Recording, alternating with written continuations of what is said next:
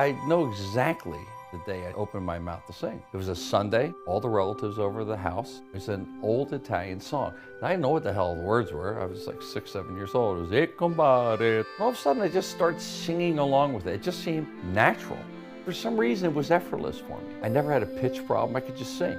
Please welcome Frank Stallone. Frank Stallone. Frank Stallone. Frank Stallone. Frank Stallone. Frank Stallone. Frank Stallone. In his world and his talent, he's, every bit as good as I am at what I try to do. He's a five-tool guy. He can sing, he can act, he can perform, he can write, and he can fight like a son of a bitch. When you watch Frank Stallone perform, he fulfills everything. It's just talent, man. It's just pure talent. He sings his ass off, always did. He likes to talk a lot. He can talk. He can tell a story and he'll just capture you. It's just wonderful. It's a combination of electric magnetism coupled with this incredible humility. It's just a rare cocktail. It's what I respect most about him. Frank has style and Frank has endurance. He's very driven, he's talented, and he's also a sweetheart of a guy. He's a winner. He's an electric sort of guy and funny. He's entertaining. He's got a heart of gold. There's never a dull moment with Frank. He's got a big heart. That's what people don't see. It's that big. He's a force. He's the real deal. There's so much more to him than meets the eye. I mean, everybody knows, yeah, he did a little doo-wop thing in the first Rocky film, and they think, oh, that's cute.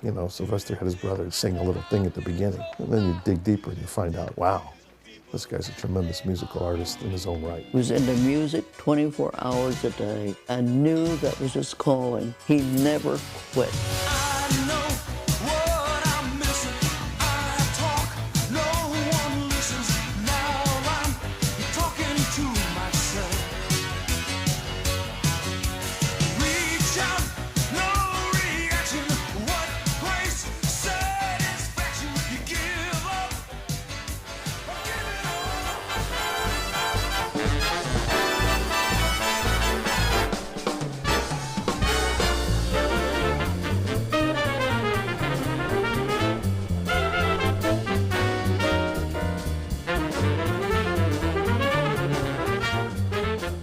These were actually, these were a gift to me. These were Frank Sinatra's cufflinks. Maybe that'll bring me a bit of good luck. See you in the movies.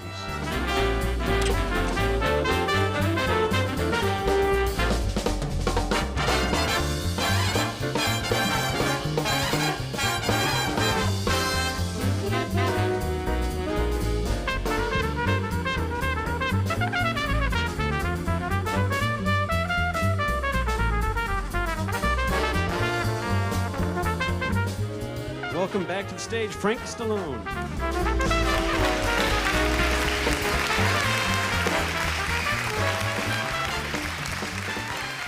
I grew up in a kind of a strange environment. My father was from Italy, and my mother is a WASP, and she was born in Washington, D.C. So I didn't really grow up in what you would call a musical household. My father was a hairdresser. My mother worked in the same business, and it was a very tumultuous house. It was not a happy household. I remember once I went to Bloomingdale's. He was about 5 years old, and he's so quiet. He said to Frankie, just sit here, don't move. He would not move until you gave him a command to move.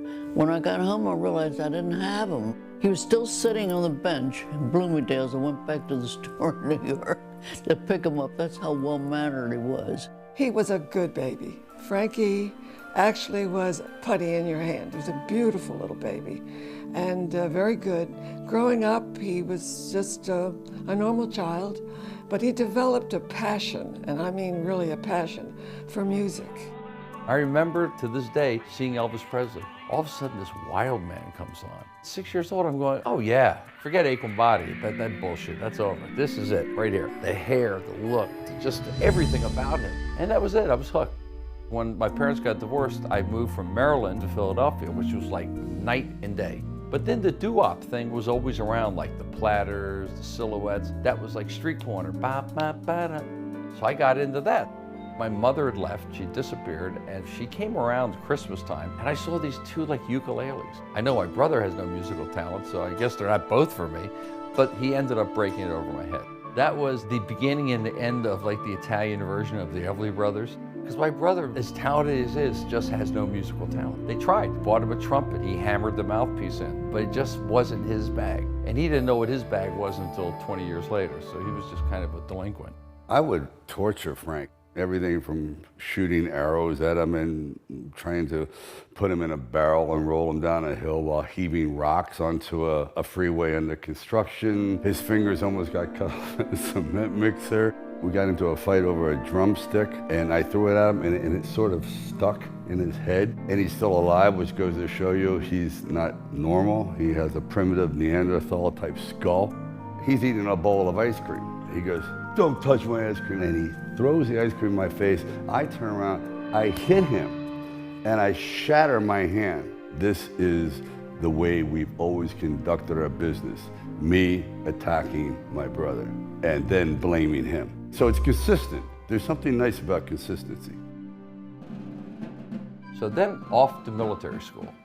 I just got wind of the Beatles. I don't want to go to military school and get a buzz haircut. I can't do this anymore. I just don't want to do it because now your hormones are kind of changing. The Beatles, the Stones, all this stuff is happening and I'm wearing a buzz cut. I look like a total jerk off. I don't fit in at all. So I left, I went to public school. I wasn't dumb, I was very smart, but I couldn't apply myself. Now you would call that ADD, but then you just called it stupid. I think I got 1 A in 12 years of school. I flunked music all 4 years, barely got out of high school. Frankie and I met in September of 1961. I had a set of drums, but most of us, we were just doing something that was part of a trend. For Frankie, it was a drive. He can't stop himself. I felt like a separation emotionally, like he was moving away. You know, he was very serious about that, and I couldn't possibly get serious at that age. I remember I worked all summer for $150, and my stepfather said, "Well, if you work and buy your own guitar." I said, "Okay, great." I went to 8th Street Music and I bought this bass. And he goes, "Oh, I didn't tell you you could buy that." And he took it away from me. I didn't even get a chance to play it. It was so devastating to me because I was so proud because I worked for it, and he just put it away in the closet. He goes, "Don't you ever touch that again." I said, "You said if I worked all summer I could have it." I couldn't wait when he left town. Of course, I practiced in the front room with my band and stuff like that. But then I realized I sucked at bass. Well, he didn't like his stepfather for the simple reason stepfather's pretty organized and very neat and clean. He would insist Frankie get a haircut as soon as he come home. Well, that's the worst thing you could say to a musician. So they didn't get along well at all. Got along very well with his father. His father lived in Florida or Washington, D.C. at the time, I don't know, both places, and he got along well with his father. We were getting hit in the 60s. Every day there was a new British invasion group, the Dave Clark Five, the Kinks, the Who. It was so exciting. I mean, it was a blitzkrieg of British groups. Everyone thought you were English if you had long hair. You know, these guys had Philly accents. "Hello, how you doing there?" Say, "Oh, God almighty," you know. But girls thought you were British. We were as British as, you know, whatever. So what's the next thing? Let's straighten Frank's hair. To watch a guy iron his own hair is ridiculous. It doesn't work. I was burning my scalp. I looked like an O-cedar mop, just like a roof. It was horrible. So then I figured it out. I washed my hair, it'd be wet. I put like dippity-doo in it, and I put a hairnet on and sit under a hairdryer, and they come out beautifully straight. 2 seconds on the stage, sweat, and it all. I turned professional in 1965. The guy next door said, "Hey, I'm having a party." So we set our stuff up on the lawn and we played. I think they gave us $5, like for the band. And I said, "Well, I'm professional. I'm getting paid." This was my first group, the American Tragedy. Frank is a natural born entertainer. His singing ability and his delivery, his performance was unbelievable. There was a big advertisement for a thing called the Philadelphia Battle of the Bands, which was all throughout Philadelphia. I heard numbers like 300 bands started or something, and the competition was fierce, but we came in second of all the bands. And that was a lot of acknowledgement. It was a lot of fun. My brother managed me for 1 day with the American Tragedy. We went to see a group called the Soul-tastics. And so I go, "Yeah, that's what you guys should be doing." We're kids, we couldn't even drive yet. So my brother's funny, man, he just walks up and goes, "Hey, who's your manager?" So my brother contacts this guy. We auditioned and played. He goes, "Hey, you guys are pretty good, But you got to get outfits. They're these big horse check pants with orange turtlenecks. But why would you buy a turtleneck sweater to play live with wool plaid pants? Oh my God, Mike! Frankie was looking for something greater than the neighborhood. It was time for him to move on, time for him to get out there. But we were that stepping stone. We got him started, and I'm very proud of that. I think our group is proud of that. We all take pride in saying that, hey, we know Frank Stallone. We knew him back when no one knew how well he could sing but us. And he's proved it over and over again. I meet my friend Alan Rosenblum. I didn't know he played guitar, and I was hearing, oh, Alan Rosenblum is sure to play guitar. So Alan and I got together, we put the first Valentine together. Why I changed my name to Valentine? Because I had no money, I just bought this Western belt. It had the name Valentine carved back in Western letters. I said, well, shit, man, I want to wear this belt. So I'll change my name to Valentine. That belt was the only belt I owned. It had Valentine written on the back, and I didn't want to explain it to people. Valentine was a very well-known downtown Philly band. We wrote all our own tunes. We had a nice repertory of originals. Frank had some, I had some. We wrote a couple together.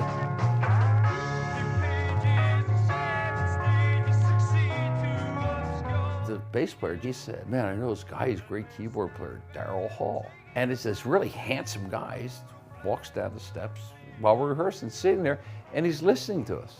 And he got a smile on his face. He goes, wow, man, he's a real nice guy. God, you guys sound great, man. And so he was playing in a successful bar band that worked all the time in the weekends, making money. We made nothing. So he had to kind of bow out, but he was very nice.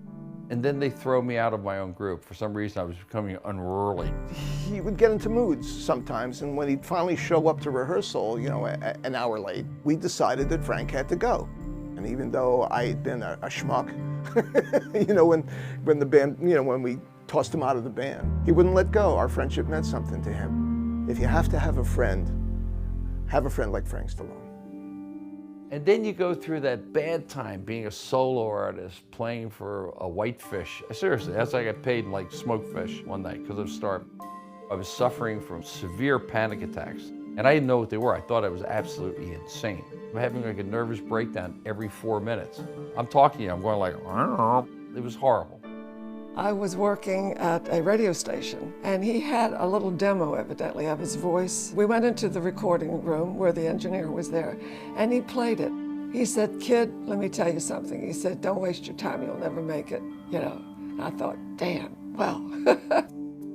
My manager at that time, I got you a job in Portland, Maine. I go, what? You got a gig in Portland, Maine? We were playing like country bars in Morrisville, Pennsylvania, you know? And that group was called Bananas. We're driving a Ford Econoline van. We had no money. They spent the money on hashish. I said, what the hell are we gonna do? We're driving to Portland, Maine. He goes, hey, you won't even know it. We see the club, we're like, all right, man, cool, this is great. The guy goes, what are you talking about? We're Bananas. He goes, I have no idea what you're talking about. I said, are you serious? We just drove from Trenton, New Jersey to Portland, Maine, and there's no gig. It's the middle of the winter. Obviously, we were blitzed. And I think we stopped for like a hot dog. We cut a three-way. But anyway, we made it back. That group breaks up. Then I put together Valentine too. And we said, well, we got this guy, John Oates. I said, yeah, cool. When I came to my first rehearsal with the band, I immediately knew Frank was the force in the band. It was his thing, you know. He had a lot of charisma, he had a lot of presence, and he had a really great voice. And he looked good, you know. He's always very concerned with how he presented himself, you know, in terms of how he dressed and how he looked. I think he had a very kind of professional approach to this kind of hippie band that we had. He was always like up to something. I remember one day he came in, he was wearing like pancake makeup. And I couldn't figure out why, because we were rehearsing in a church or something. It was very weird, but he had this thing, he had his kind of theatrical thing. He was always kind of performing. Frank was always kind of on. We had one big gig at the Electric Factory, which was the hot rock club in Philadelphia in the 60s. That was kind of our swan song. I think that was the big gig, and after that it was done. And that's when Daryl and I put our thing together. I stayed with my brother in New York. We had like a shithole. He crawls through the window, goes, you mind if I live here? It was $72 a month. And the room next to me was kind of abandoned. And it was right next to my brother's, right the door. His wall was here, he was here, I was here. They were crap holes. I said, well, why don't we just take a shovel and we tore a hole in the wall. He had a hole that he would come through this condemned apartment that he didn't belong in, and he'd sleep in my thing, go back and forth. And I just would bullshit my way into stuff. But I was really innocent. I mean, I didn't do drugs. I was like a virgin. I didn't know anything. I think I got laid once in like 5 years, whatever. I was just focused into what I was doing. And the girls didn't want to go out there. I had no money. There's a place on 85th Street called Kenny's Castaways. I walk in and there's this guy on stage with a hat. It's the E Street Band. It's Bruce Springsteen doing Rosalita. And now I got to go on. It's like, you know, if you had a puppet act following the Beatles, and on those white-like kind of things with magic markers says, tonight, Bruce Springsteen and Valentine. God, if I had a picture of that. So that's when I went to Florida. I went to a place that was called the Feed Bag. That was the time when someone gave me PCP. And all of a sudden this hit me. I said, hey, how you doing, folks? I'm going like this, but now the neck is growing. So the neck looks like it's 20 feet long, so I'm going. And what happened, I just untuned the guitar so badly, but I couldn't reach the neck. And it took so long, that was the show. I never got a chance to sing. They said, thank you, Valentine, man. We appreciate it, brother. Right on. I thought, but I can tune it. They said, no, another day. The last thing I wanted to do was do anything that was mind expanding. You know, my mind was expanded enough. So I played in Florida for a while, and then I said, okay, I'm coming back to New York. I'm coming back strong with a vengeance. And the most incredible thing I ever did, I used someone else's voice to get a record deal. There was a song that my bass player, Jody, sang on. I go, God, this is really good. I went around to people, I said, yeah, man, what do you think? They go, wow, that's a great record. We should re-record that. But it's Jody singing, but I'm telling him it's me. Of course, that went nowhere. Jody goes, yeah, I'm in New York. Well, come over, man. I'm over to these girls' house. I said, why don't we just put a group together? We gotta forget this shit with these girls. So we're like drunk. The girls go, hey, we're gonna go out and get some food. We'll be back later. We ran out of the place, jumped into a cab. I said, we're going to Trenton. And I called my friend Bob Tangrea, because he was a great singer and guitar player. I said, I'll put a group together called Valentine. I'm gonna get the 3 best lead singers I know. We'll put together this group. So it'll be Jody, Bobby, and myself. Overnight. These girls are probably still sitting there with the groceries. We formed Valentine, and we actually had a manager who was Robin Garb and Bill Ring. They were our managers. They had a company called Ascension Artists, and they signed us to a deal, and we started working at local clubs. We played Kenny's Castaways, and my brother was there. It was like $250 to get in. We just carry some equipment. I said, yeah, they're with us, the roadies. It was $250. Yeah, it shows you how good he was doing. Now we're in New Jersey. We played this club 130 nights, and every Wednesday this place was packed into the street. I went to see those guys live. To see them in Philadelphia. I went to see them in a place called Charlie's Uncle in Brunswick, and a couple places in New York, I believe, too. And you know, it was always a lot of fun, always very exciting. I got called in one night as a sub. They were nice enough to give this young 18-year-old kid a chance to come up and play, and they would call me up and play every once in a while, and it was a big deal for me. I did. I got up and played a couple sets. You know, we had a good time. My manager says, we finally got your record deal on Polygram, and we're gonna be going out to California to record. Everyone in town is so excited. Valentine got signed. I get a phone call. Deal fell through. I go, excuse me? He goes, there's no deal. We're not going to California. I go, wait a second. Last night we had hundreds of people, Bon Voyage party with a cake. We canceled all our gigs. And you're telling me as I'm opening the door to go to the airport, the gig's off? That would have made most people just say, you know what, I can't do this anymore. But we didn't, we just got stronger and stronger. Then I get a call in 1975 from my brother.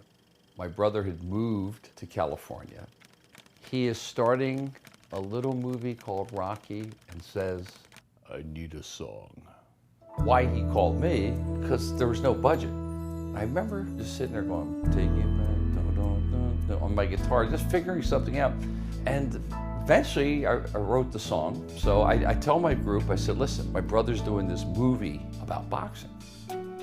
So they said, I don't know if we want to play. We're making $140 that night. That's between 5 people. 5 people at $140 and the manager takes 20%. So take $28 off that. So it's $112 divided by 5. So it was a big night. It was like a bowling alley that had a stage. There's supposed to be hot chicks there. Get a call. It's like, yeah, we can pay you $140. I said, well, we're getting 140. I mean, he goes, no, each. We go, excuse me? That's like a month's wages for us.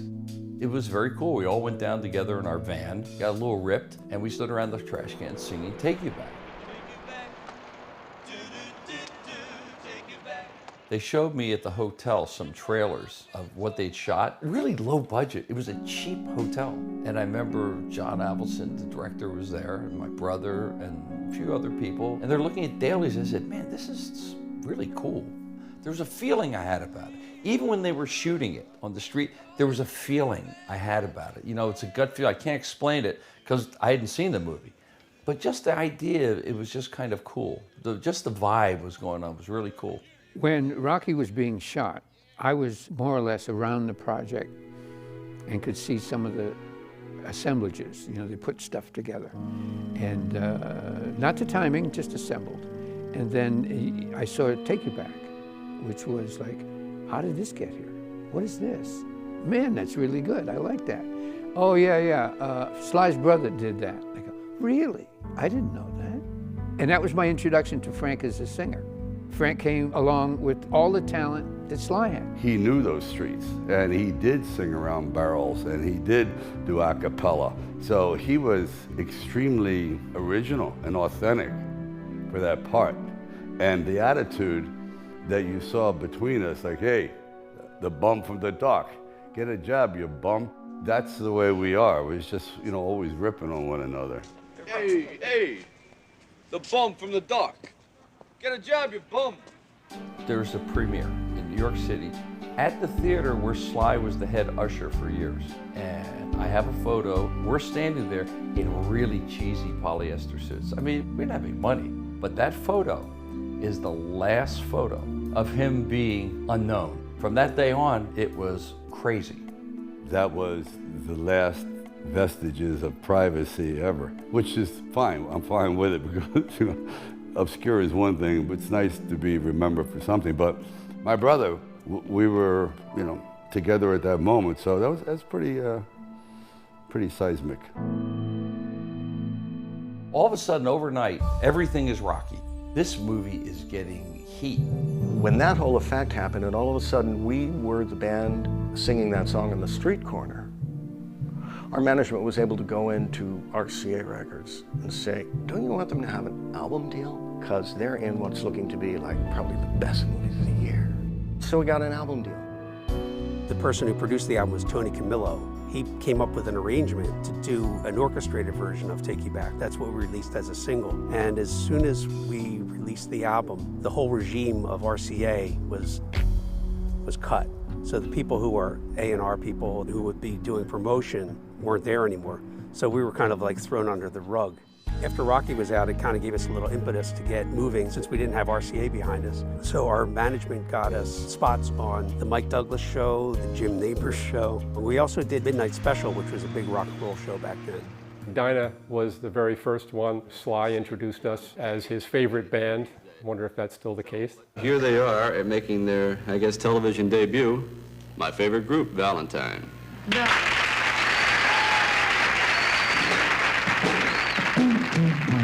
Take you back,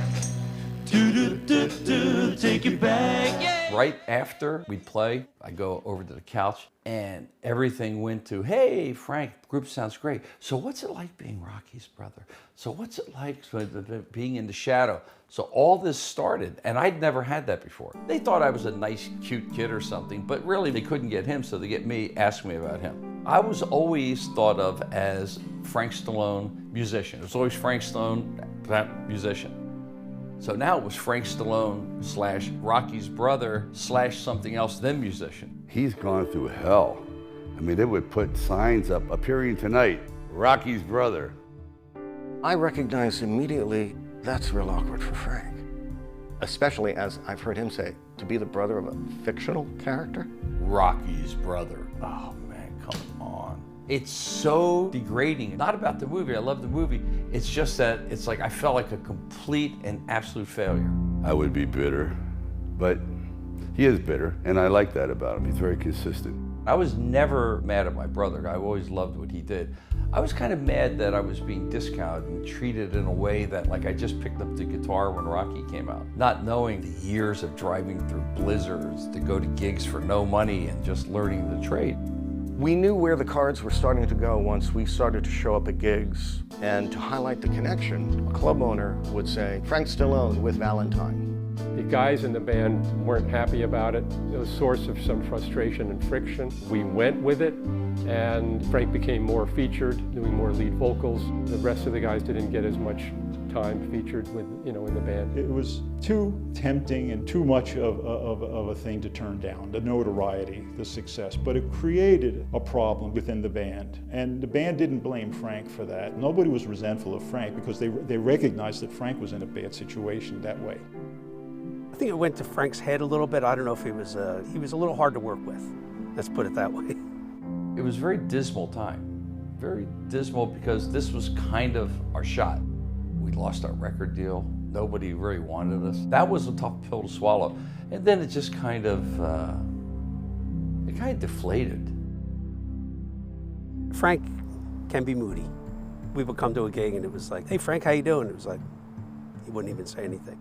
Yeah, we had some tense moments. It got a little out of hand, and I think maybe the competition with his brother maybe brought out some bad things. And I just didn't want to take it anymore, and I was a little fed up. I regret breaking up Valentine because I think we could have gotten past it. We were a really good band, we were really tight, and we were friends. I just couldn't take the moodiness anymore, and they tried to get me back to reform the band, and I just said no. So, but I do regret it. It would be a nice thing to be able to put a Valentine reunion together. If we could make it happen, somehow bring Jody back, that would be the best. Jody, our bass player, unfortunately just recently passed. Amazing guy, amazing bass player. Him and I were very, very tight. We played a lot of gigs together. He had a service in Pennsylvania. Frank had another commitment. I thought that would be the moment where we would reconnect. I know that there was an issue that surfaced with Robin. Would it be nice for the three of us to be able to get together again? Absolutely, and I would hope we could bury whatever hatchet Frank feels needs to be buried. We parted company. It wasn't on the best of terms, but I love the guy. I really miss him, and I miss his humor. I miss just being with him as a friend. Man, I haven't seen these guitars in almost 40 years. This is kind of weird. I don't know how I'm gonna feel. But I know, like when Jody died, I didn't want to see these guitars from a guy that stood on my left side for almost off and on 20 some years, go to some like wedding band, you know? Oh my God. Wow. Look at this. Look at this, man. Look at this case. All the names on it, all our friends. Oh God, look at this. That's a 1963 Hofner Beetle bass. Wow, look at this. Man, this is the bass he used when we did our first album for RCA. This reminds me of, my youth. Oh my God. Hey, Bill, how you doing, man? Oh my God, look at this guy. Are you crazy? Hey, Robin. How you doing, man? I know the last time I saw you, these weren't in CD. So here you go. And this. Oh man. My God. Jeez. This has been a long time, man. This was the team. This is the team here. And we're gonna have a lot of fun, man, tonight. This bass guitar belonged to one of my best friends who just died. I wanted to honor with him tonight, Hussein playing Jody's bass. I'll take you back. Take you back. Do-do-do-do. Take you back. Take you back. Do-do-do-do. Take you back. Well, I've been told by think after I did Rocky, I might have had maybe $1,000 saved. And I was back to square one with nothing, no money. So I ended up playing these little clubs by myself with an acoustic guitar. I mean, motor ends. And the worst thing is the science. Like in chalk, Frank Stallone, Rocky's brother, straight from Rocky. And I'm paying $30 a night. It wasn't so much being the folk singer, it was that thing like Rocky's brother. Well, what is he doing playing here? Shouldn't he be in California? Shouldn't he be driving a new car or a vet or something cool? No. And in between that, I came out and I sang in Paradise Alley, but also I did Rocky too. Frank was working with his trio, and it was rather beautiful, sort of like a chorus of musicians that sort of sang the love song of Adrian and Rocky along the way.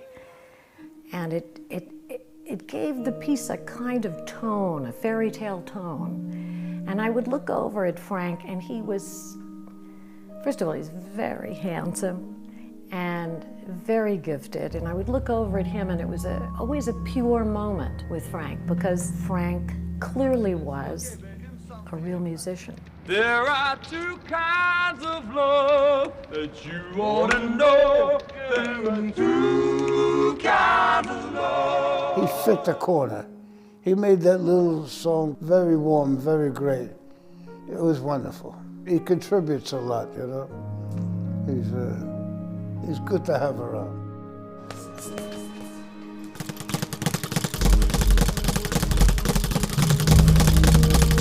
Frank, unbeknownst to a lot of people, has a huge boxing background.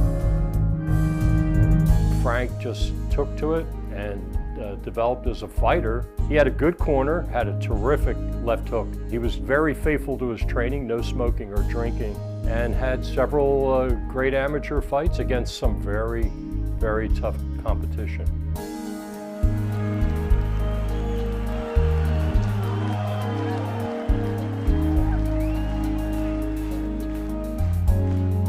He was fighting also, you didn't have to wear headgear. And you know what? There is no difference between professional and amateur, only that the professionals get paid.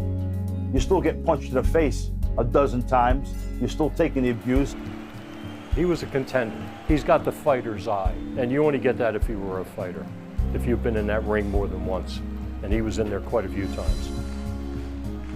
Frank is an extremely cerebral and intelligent man. I don't think there's any question you can throw at Frank Stallone about boxing that he can't answer. He's a plethora of knowledge. And what I love about being around Frank is, aside from the fact, and I love you, Frank, but he will never stop talking, but everything he talks about makes sense. He's full of information.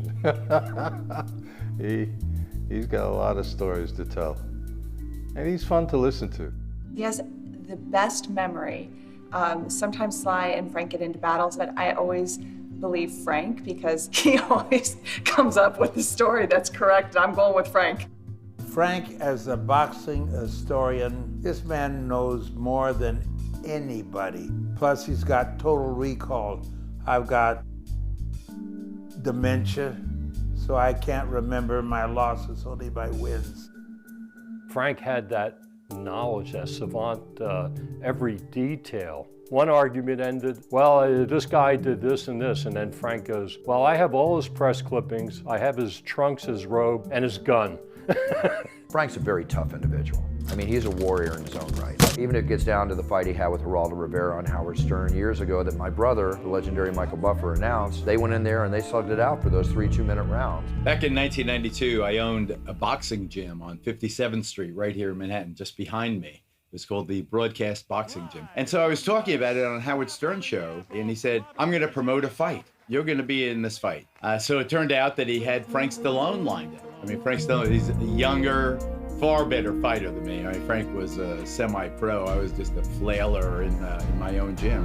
In the first round, he hit me with some of those shots. They felt like he was hitting me with a baseball bat. I remember a couple of times that I really was knocked out on my feet. When you see the boxing match, it's actually a really good boxing match. These guys were really going at it. There's no losing. You can't lose. Because, you know, it's the name. It's a Stallone name. So he better be good in boxing. But he beat Geraldo. And to do that under pressure for a charity event shows you what kind of guy he is.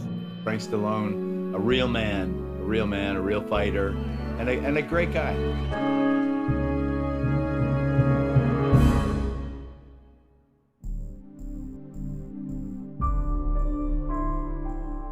getting really depressed, and I had to get some psychotherapy. And my brother paid for it. He said, you know, he says, he's my only brother, he's just going through something. He knew I suffered from panic attacks, and he took care of it for me, and you know, it helped. And then he said, just come to California. I said, really? He goes, yeah, just come to California. I said, just like that? He goes, yeah. My hero was Harry Nilsson, the singer. Aerial Ballet, Pandemonium, Shadow Show, loved him. And Sly, when I moved to Bel Air, he goes, hey, you know this next door? I said, who's that? He goes, Harry Nilsson. I go, what? He ended up producing me. He never produced anybody for it, just me. So we're in the studio, and this is the who's who of recording, isn't there? I mean, it's Harry Nilsson producing, Van Dyke Parks, Klaus Werman, who played with the Beatles, Freddie Tackett, all the best musicians were there. And all of a sudden the talkback goes, John's dead. I said, John who? Lennon. Former Beatle John Lennon is dead. Lennon died in a hospital shortly after being shot outside his New York apartment tonight. Harry Nilsson was John's best friend, and they had had a falling out. Harry was just going to New York in about a week and a half to kind of reconcile their friendship. So this was really bad. I'm trying to do a record, you know, people are like crying, oh man, like blow coming out of their nose, and I didn't do that stuff. So I'm sitting there like, I'm there, oh my God, the Scotti Brothers are gonna kill me. You know, because I'm supposed to finish this record. The next day, we get called in the Scotti Brothers. We play what we have, and it was dead silence like this. Are you kidding me? It was unlistenable. And Harry's sitting there sweating with sunglasses on, like recovering from the night before. To be with Harry Nilsson when John Lennon was killed was really heavy. We were good friends, and when he passed, it was very, very sad. He abused himself, but he was a wonderful guy, just a great artist. I don't find out from my brother, but I find out that he's directing the sequel to Saturday Night Fever. And I'm like, whoa. I mean, you have to understand, Saturday Night Fever was the biggest musical in history as far as album sales. Huge. And a great movie, fantastic. There's no way I got a shot at this. Not even close. So I drive to Paramount. I think they didn't let me on the lot or something. My car was shitty. I don't know what it was. So I said, you know, I'm Frank Stallone, Sly's brother. Yeah, so what? I think I might have gone to a phone booth or called them, and they let me in. So anyway, I go in there and I said, Sly, man, do you think there's like a remote chance I could get like a song in the movie? Yeah, I don't think so. I said, okay, that's all I want to know. I said, but just like an instrumental. I'm figuring if I just get like a 15-second thing of, you know, like John going to the bathroom taking a whiz or something, you know, at least I get some royalties, I'll make some money. My brother plays me the Bee Gees' new songs. It's just kind of the acoustic guitar, real bare bones, and I'm there, oh man, I'm screwed, because they're great. I mean, Bee Gees are fantastic. So he patronized me, he says, oh, just write some stuff. Why don't you guys write some stuff? I said, all right, we'll write some stuff. And every few weeks, I would pull up to the studio with a cassette. All my songs are getting turned down. But I'm working, man. I have a train of consciousness, and I'm working my ass off. I get a call. Hey, brother, Sly. I said, okay, I know he wants something. He goes, yeah, remember those songs you wrote? I go, yeah, of course I did. I mean, the ones you turned down, of course I remember them. No, I forgot about them. I just put my heart and soul into like 12, 13 songs. He goes, yeah, we got a problem. Bee Gees walked off the movie. Something went down and they kind of walked off. Only part of the soundtrack for Staying Alive was created by the Bee Gees, but originally, the brothers Gibb didn't even want to be involved in the sequel. We thought that it's been done, and let's leave our music out of it this time, and you get somebody else to do it. But after some heavy contract negotiations, the Bee Gees agreed to create part of the music for the movie. At that time, they were musical gods, but they were coming up with okay songs, but they had done such an amazing job on the first one that the songs were not even as magnificent or as accomplished as they were in the first album. So he goes, listen, bring those cassettes, you know, those songs. So we go, and John's renting a house out here, and we're having lunch, and they're talking, and you know, it's like Sly's talking to John, they're talking business at the table having lunch. And I'm kind of laughing to myself because it's so ridiculous. It's like Barbarino from Welcome Back, Kotter meets Rocky. I swear to God, the problem, Bee Gees walked over. Yeah, absolutely, we have a big problem.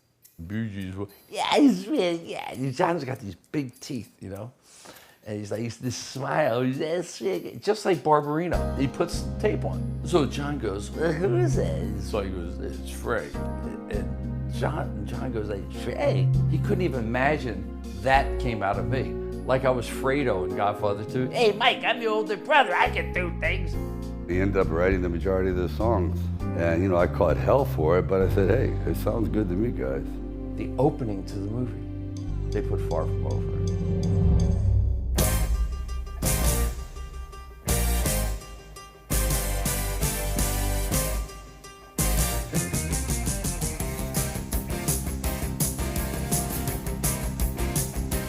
This is the end. You made your choice and now my chance is over. Every week or something, they start adding another song in. So by the end, there's like 9 songs in the movie.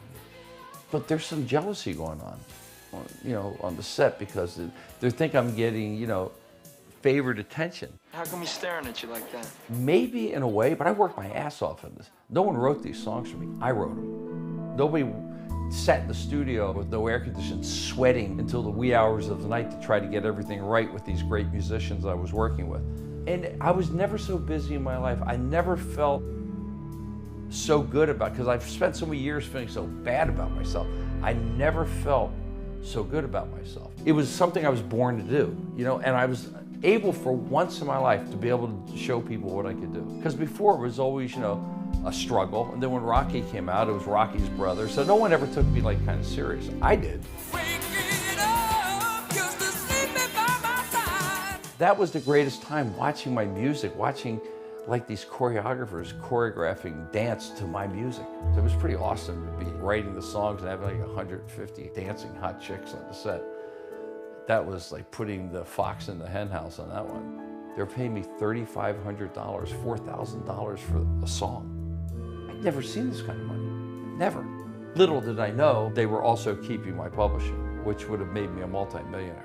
But I'm not kicking, it was great. If it really wasn't for John and Sly, I wouldn't have gotten the songs in. This is the end. You made your choice and now my chance is over. I thought I was in. I had a date one night, and what comes on the radio? Far From Over. First time I ever heard it. I'm sitting with this gal who was a big shot in the music business. And she says, so are you ready? I go, what do you mean? That's a hit record. Are you ready? I said, I guess. I'll never forget at the premiere, I was like this big shot, man. I mean, you look at the end, it's Frank Stallone, Frank Stallone, Frank Stallone, Frank Stallone. Rocky was great because the whole thing was great and I was so happy for my brother and stuff. But this was for me. This is something that I did. This is the chance of a lifetime. I was nominated for a Grammy and Golden Globe for Best Soundtrack and for Best Song. I lost. I said, okay, fine. At least I'm nominated. I feel great. Are you kidding? Coming from playing like the Beef and Ale to be nominated for a Grammy and Golden Globe, I actually opened the Golden Globes. I performed. I was the first act. I get a call from my brother. That was the day they were announcing the Academy Award nominations. And you know, we break out the champagne, the nominations are coming in. And they said, Frank, it's your brother. I go, oh Christ, who died? You didn't get your nomination. I go, what? I didn't get my nomination? Are you kidding me? This is insane. And now I'm pissed because now I know that's bullshit. That's unfair because it was a #1 record. I'm above Thriller. I'm above Billy Joel's album. I'm above Synchronicity. Not for a long time, but one point I was there. Here's my first break and I got screwed. And then I realized at that point, that's insider Hollywood bullshit. I wasn't expecting to win, but I would have loved to have that nomination. You gotta be thick-skinned, you gotta have determination, you have to be able to swallow it. Not that you have to take shit and eat shit, but you have to be able to say, you know what, okay, fuck them. So that Academy Award thing really ripped the heart at me. And I suffered with it for a while. But you gather yourself. And I gathered myself, I said, I'll be back, I'm not dead. I still, you know, as long as I can still play guitar and write a song, I'm in the game.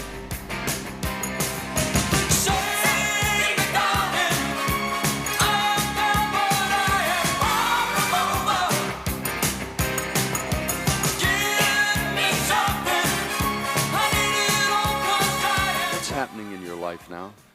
Well, it's good. Well, the record is doing well. a great band, and we're writing, and I'll be starting a solo album in about November, October. I had a big year.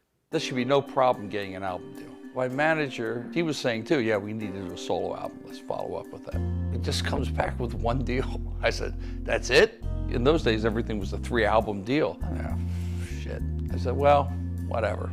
Back then, this is the 80s, different time. This is when albums sold. This better to have a couple singles on it, go to radio and get in the top 20, or you're done.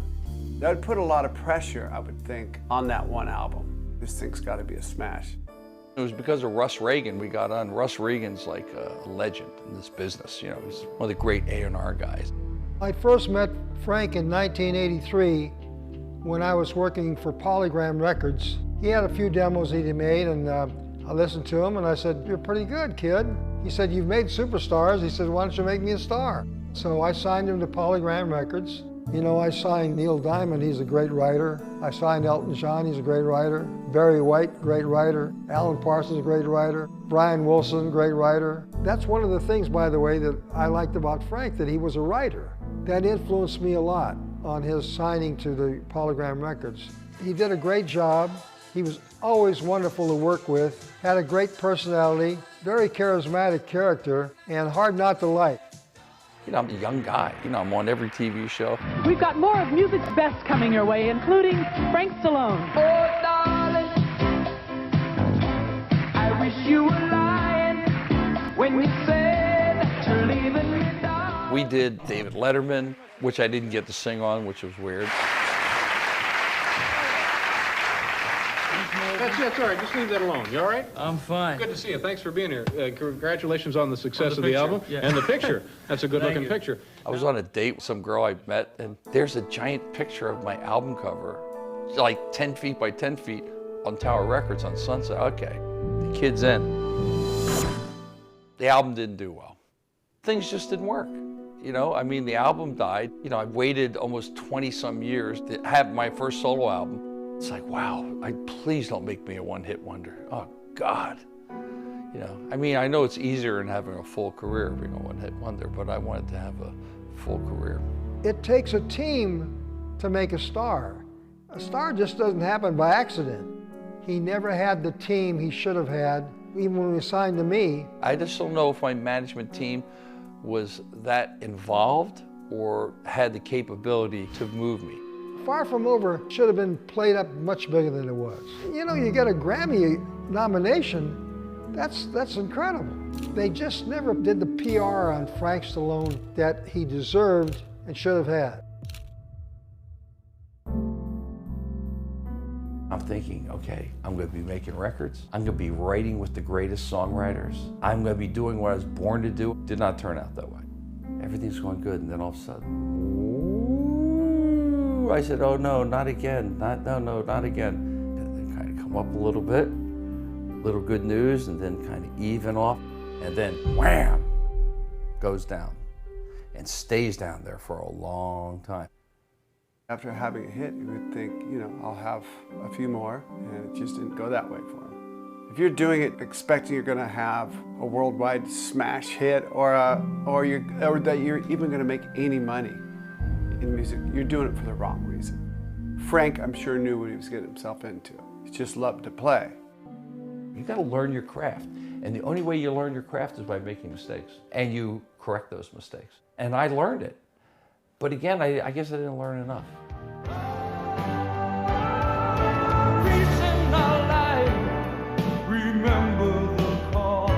'80s and '90s was a tough time for me. Thank God for my songwriting. I was making residuals. You know, I wrote the theme to Rambo 2. I figured I'd get healthy, so I went to a detox place, not because I drank or did drugs, just to clear myself out. And at lunchtime, I walked past this place, and I had my lunch with me, and I saw a gun store. So I went downstairs to take a look, and the gun store owner looked a little dodgy. He kept pulling guns out of the case, showing people without breaking the gun. He pulls out the gun to show somebody, pulls the trigger, boom, right on my fingers, and the blood came up on my face, and I looked down. I was almost numbed. This guy had the nerve to look at me and say, "What happened?" I said, "Well, I think you shot me. I'm a musician. A guitar player needs 10 fingers. My fingers looked like a handful of exploded stogies. It was horrible. I mean, I could have been killed. I mean, if my hand wasn't there, it could have gone in my abdomen, could have shot me in the heart. I mean, it was literally 2.5 feet away with a .357 Magnum Colt Python. I've lost my record deal. I'm living in like a crappy apartment. From going from this high level, from staying alive to this, and then I get shot. You have to have thick skin and be bulletproof to be in the body of Frank Stallone, trust me. So then little gigs started dribbing and drabbing, but I started doing movies.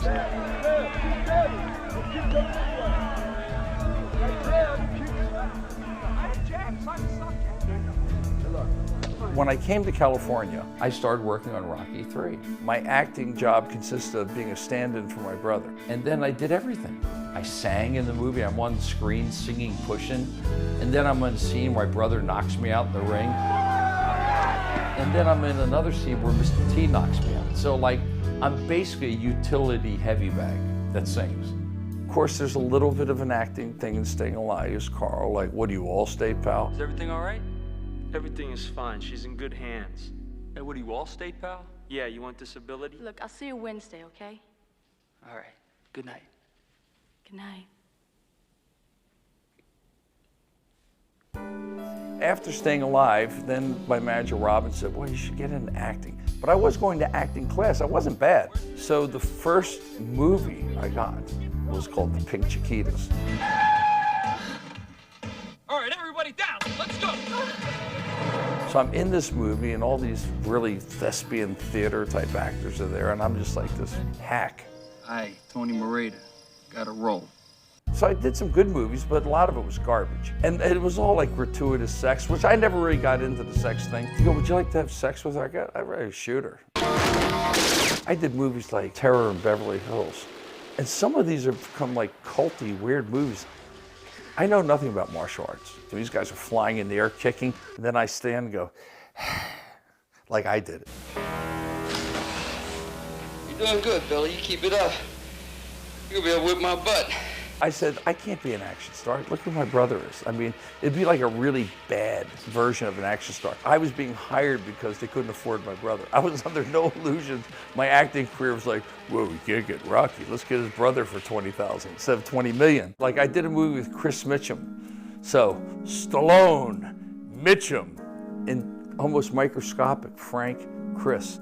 So I was definitely no threat to Sylvester as far as my movie career going. I mean, I don't think I'm a bad actor. I think I could develop into a better actor. He's absolutely natural and never self-conscious of any kind of comparison, considering the giant shadow his brother casts. And he always delivers. He's always very, very believable. You know, we have a deal. I said, look, pal, I won't sing, which has been well documented. And he shouldn't act. But actually, he's a much better actor than I am a singer. He can act. When he does it, he's good. Like in Barfly, he was fantastic. Hey, you with the filthy apron. Be back in seconds. I hear a voice down there, but I sure as hell don't see much. Seems like that beating I gave you last night must have rattled your bells, huh? I felt Barfly was going to be my shot to prove that I could get deep into stuff, you know, because I had a lot of emotions going on, stuff like that. You think that son of a bitch would learn by now to stop trying me? You are a genuine man. He just balanced the tolerance, the intolerance of this character, and you know, the humor was perfectly placed and pitched in that role. It was awesome. Your credit's no good here. You gotta have the green. Mickey's not an easy character, brilliant actor. Faye's not an easy character to work with, but a brilliant actress. So Frank had to hold his own, and he had to show his strength at the same time and not be pushed around, because either one of those actors could just move him around whenever they want. I asked, who's gonna pay for the goddamn drink? Acting is all about moments. And he had those moments, and I think that's what made a great performance. Not acting it, but knowing when to really put on the moment in front of a Mickey or in front of a Faye or in front of the director. The movie didn't do well, but it got good reviews in Europe especially, so now it's like a cult classic. And you think I'd be working all the time, because I get all these young directors going, hey man, loved you in Barfly. I thought something good was gonna come from it, and it didn't. There's a safe on the 7th floor, you take their thingy and you put it in this thing. Directions even your brother could understand. Yeah, directions even I could understand. Shut up. And then Hudson Hawk. That was going to be a big movie, man. It was a disaster. People had asked us, what is it about? Is it a comedy? I said, well, if it is a comedy, I don't know that yet, but we'll find out soon. Don't tell me a lot of horse shit. You want to open up a hardware store, go straight and sell spatulas. Have you lovely ladies tried our house wine? I think you'll enjoy. I thought, of course, that it was a kind of comedy that I had never done before, but I had the feeling that it was going to be something special and new. But as you probably know, it wasn't. It was a bomb. The critics hated it. It cost about $60 million. You don't do that auction house job, I'm going to put you on trial. And I promise you, my friend, there'll be no bailiff. You understand? Why, you son of a bitch. Hey, Billy, just settle down. Shut up. Take your money and get out, because I'm tired of listening to your mouth. Why, Aunt Bailey. And then Tombstone. To me, a great Western. One of the great modern Westerns, I think. Them guns don't scare me. Because without them guns, you ain't nothing but a skinny lunger. People come up to me, hey man, you're it, Bailey. No one comes up and says, hey man, loved you in Terror in Beverly Hills. I don't get that. I loved you in Pink Chiquitas. I don't get that. I was supposed to do a movie with my brother. This agency, they came after me and said, Frank, I think we can do really big things with you. I signed with them Friday. That Monday, what comes across their desk? It's my brother. He's the star of the movie. And there's a part in the movie as his brother. These guys at the agency go, come on, just slam dunk. Frank just did Barfly, Tombstone, Sly's brother. It's not a huge role, but it's an important role, it's great. They call up the casting agent. We just signed Frank Stallone. All of a sudden, there's like silence on the other end. And this way hears, I don't see it. I never heard from the agency again. So they figured if we can't deliver Frank, playing Frank to his brother, it's a lost cause. I can't see it.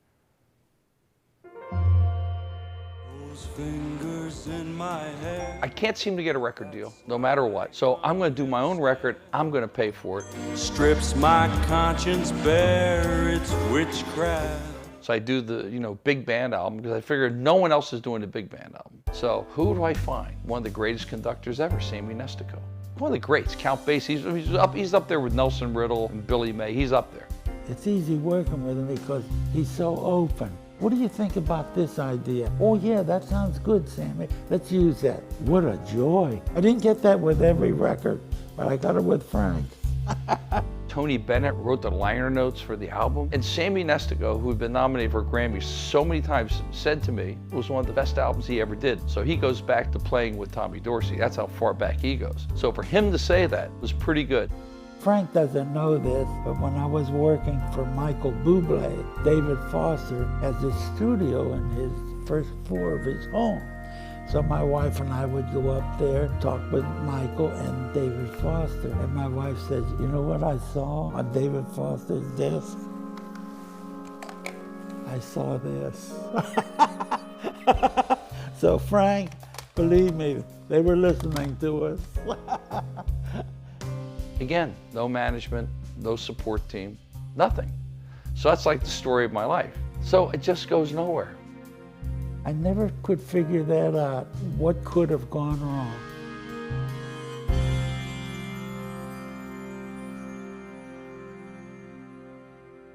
I don't think the public just took him serious. Why, I don't know. People are going to be thinking of Sylvester Stallone. I think that's the issue. You just think of him as soon as you see Frank. And I think that's what he is up against. It's not easy having the name Stallone. Because you live in the shadow, and every time you get a great job, people say you probably got that because of your brother. He didn't. He got this because of his talent. He would have all that same talent and all that if his name was Joe Schmo. But it's not, it's Frank Stallone. So I think right from the beginning, it's almost like being set up. It's almost like you put yourself almost in the middle of a target. Like, okay, here I am, take your shot.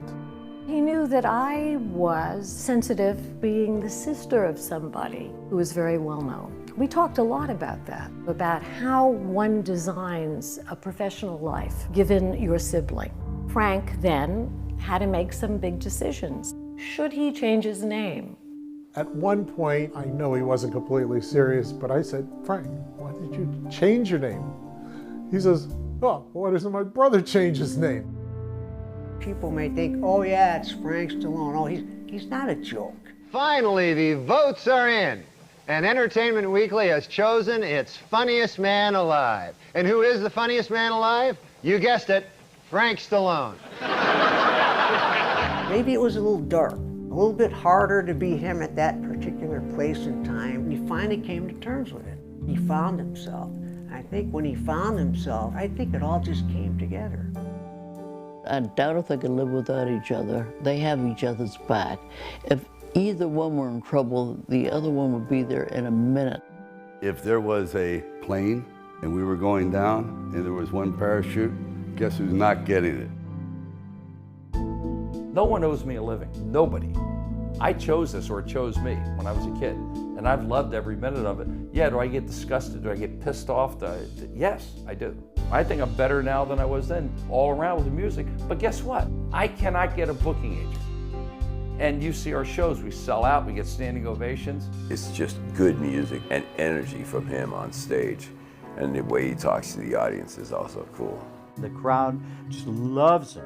And his stories on stage and his ability to sing all different genres of different kinds of music. Frank is a very talented musician. I go to a lot of his performances. He works very hard on his singing. He has such a huge variety of voice and reach. He can do anything. You can play the blues, you can play rock, you can play pop, you can play R&B. He did the big band thing. He's running the gamut in his career. He's having a good time for himself. It's almost a variety show. He's kind of all over the place, but it seems to fit. He knows how to make it fit that set. He's got Frank, he's got Tony Bennett, he's got, he's got Dean. He's got it down, and he's really good. I'm from that era of phrasing, the whole discussion about phrasing. And he really understands the lyric when he sings it. I'm a big fan. He's got incredible pipes. Sinatra even sent him a lot of love after a gig. I mean, that ain't nothing. when the chairman of the board gives you a nod. Anybody who ever sees his name on a marquee, whether it be a theater or whether it be whatever kind of venue, and you see Frank Stallone, go and see Frank. You'll become such a fan. He's wonderful. He can play, but he can play electric too. Like,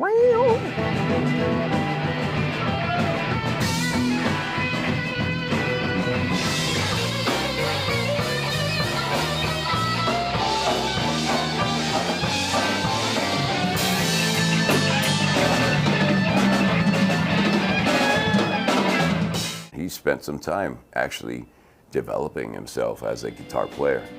Really good rhythm player, and he'll whip out a lead here and there. Frank is actually a very good and interesting guitar player. I mean, his chord playing and his rhythm is terrific. He plays a lot of different styles, too many styles, in my opinion, only because it's hard to pigeonhole him into one thing. He can do a variety of things, which is good as an entertainer, but not good as a recording star. I wanted to clarify that. If you're going to become a recording star, stick to one genre of music.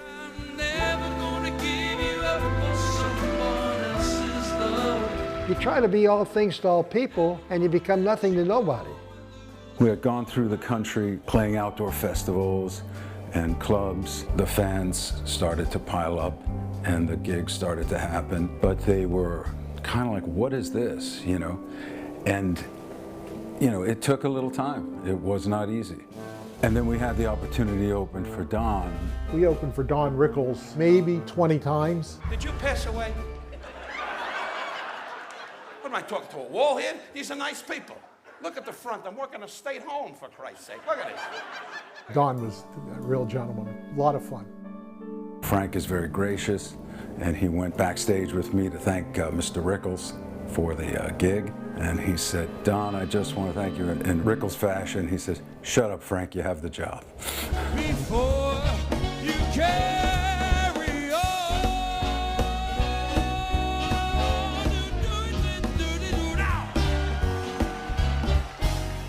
constantly amazes me because I don't think he'll mind me saying he doesn't really read a lick of music.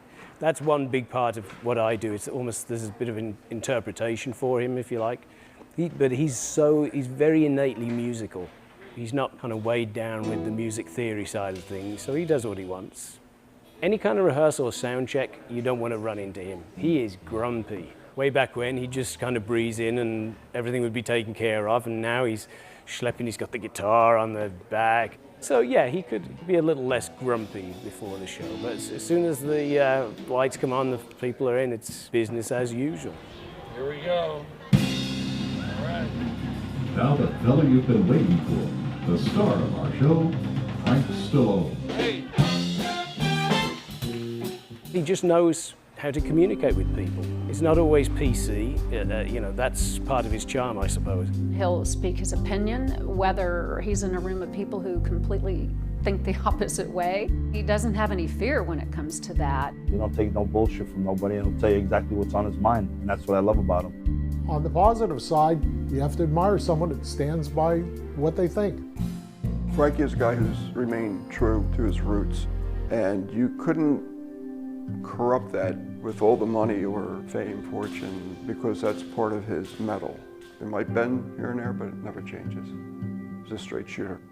Several years ago, I did a charity event called Songs of Love. It was a charity for terminally ill children. And I booked a bunch of acts, and Frank was the first person I asked, and he said yes immediately. And I got choked up introducing him because I said, this guy is such a great guy, a nice guy. And the first guy I asked to come on board, come here for free, do this for the kids, and Frank was there, like that. So that just shows the type of person he is, and I love him to death. He may not admit this to you, but he has a very gentle, in a way, very precious side to him. And he's warm, and sometimes not warm. He's dramatic, and sometimes he's intensely vulnerable, and sometimes he's cynical. He's a man of emotions. That's what makes him so great on stage. But he's also extremely eccentric. I mean, this guy's never been married. He's consumed with his art, and he's consumed with information, and he's consumed with curiosity. The question that a lot of people ask is, why hasn't Frank ever been married? An artist has to be in the state of inspiration. Frank stayed in a certain state. I don't ever see him really connecting in a part where he'd be away from his music. He could be away from acting, perhaps. He could be away from writing, but his music, that's the foundation of everything. He is forever a bachelor. He does his thing if he's interested. When he's not interested, he does their inventory like nothing I've ever heard in my life. And he gets all the nice girls, all the beautiful, beautiful girls. And you know, when he falls in love, it's under the radar. Like you find out in these really peculiar ways that he's got like a girl, and then it's over. What will Frank Stallone's legacy be? It's got to be his music. At what level he wants to do it, because he's got another 15 years in him, I swear. The guy's he's just on a tear now. Whether you have success or you don't have success is kind of irrelevant. If you're getting to do what you claim to love to do, and you're doing it at a high level, I think you're a lucky guy. Down the road, there's still something there for him that's going to lift him out of the shadow a little bit. Maybe a song, maybe another album, maybe a part in a movie. He might have a future because he's got a lot of life left in him. Frank's a great songwriter, he's a great singer, but it's about material. It's about writing. It's about pouring it out. What Frank would be great at is to write something that embarrasses himself. I mean, something that reveals him. He's got to rip himself open and, oh, geez, I didn't know that was there. And if he does that, it'll be great. He paid all those dues that we all pay to this day, and he never really got credit for it. There's a magnetism to him that I don't know that's been realized yet, but it will be. It will be. I'd probably say 95% of the people that I grew up with that played music, oh yeah, we're gonna do this, they all quit. They all quit, they all got jobs, they got married, well, I need something more secure. And I just flew by the seat of my pants. You had to have a certain faith in yourself. Because I didn't know, I really wasn't interested in doing anything else. I took the worst job you could, show business. That's the most insecure job you could ever do. God bless you. Good night. Thank you very much.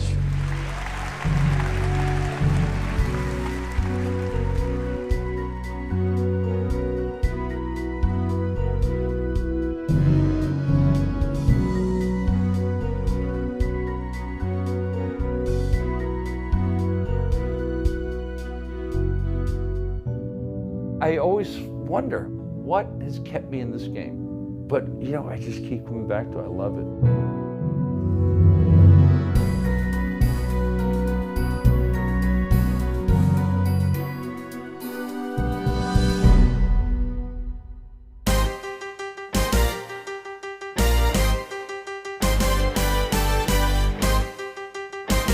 Pump up the tricep, Frankie. You can do it. Perfect. Very nice. Look at this body. Unbelievable. Now, if you teach me how to sing, like I teach you about bodybuilding, I will be performing in Vegas. That's right. This is like a one-way street here.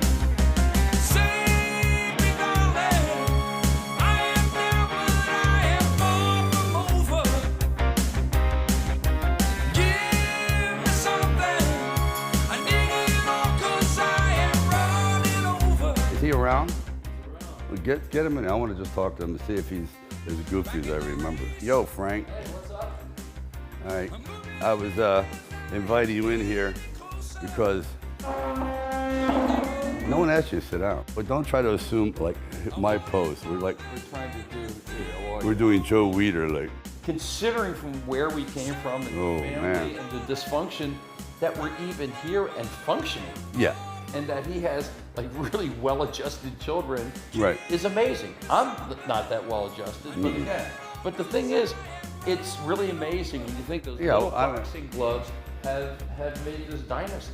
We actually should be like making lunch meat for a living somewhere, just like nothing. Well, you very. did do that for a I while. did actually. You did work in the deli, actually. That's the. And I got thrown out of that too. That's right. Keeping my thumb on the scale a little too much. But anyway, nice knowing you. Nice knowing you. Yeah, take care. Thanks for the good times.